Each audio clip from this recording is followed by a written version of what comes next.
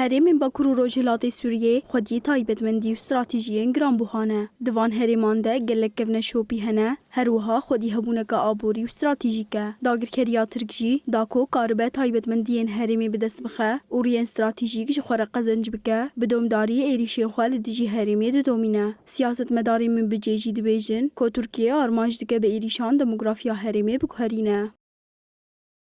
السياسة التركية منذ التدخل في الشأن السوري سیاستên dewleta Tirk li ber çavana. Birêya ferzkirina zimanê Tirkî û kirîn û firotina bi pereyên Tirkî dixwaze herêmê ji çanda wê dûr bixe û demografiya wê biguherîne. Tirkiye dixwaze herêmên Bakur û Rojhilatê Sûriyayê dagir bike. Weke çawa li Lîwa İskenderun û herêmên din xist bin kontrola xwe, armanca wê ku herêmên me jî bike mîna wan. انتظام هذه المنطقة كما فعل سابقا في لواء اسكندرون وباقي المناطق التي احتلوها.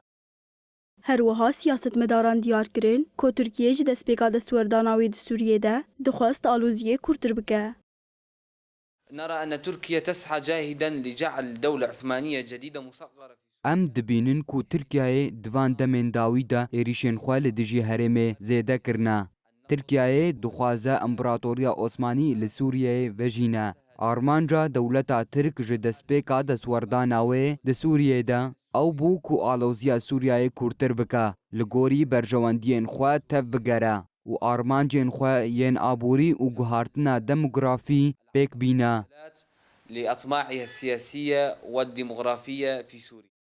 Dewleta Tirka dagirker bi plana ku herêmên Bakur û Rojhilatê Sûriyê dagir bike, bênavber êrîş dike. Qesedê li hember van planên qirêj û êrişên hovane disekine û plana têk dibe û êrîşan vala derdixe.